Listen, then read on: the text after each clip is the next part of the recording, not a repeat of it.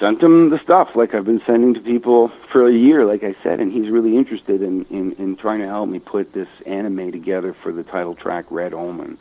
And that's even despite the album's a year and a half old, almost 2 years old, I'll be like, well, this is what I've been trying to do from the very beginning. Really illustrate the lyrics in that cartoon kind of fashion, because that's why I wrote the tune. It feels like a childhood memory that bleeds into a moment of today that then looks into the future.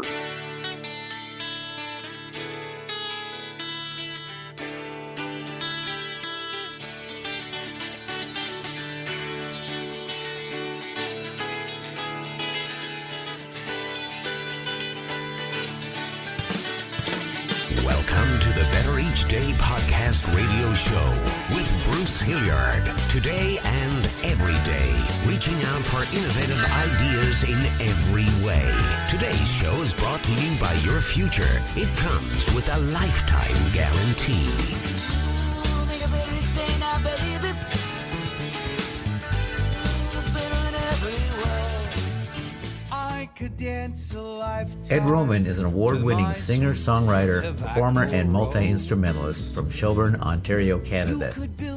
Blurring the lines between pop, rock, folk, and country music genres, Ed's uniquely crafted songs have received regular rotation on more than 100 terrestrial stations across North America and more than 400 stations worldwide.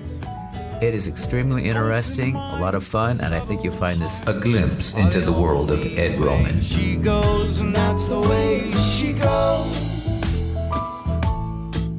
Just like an open door or window, that's the way she goes.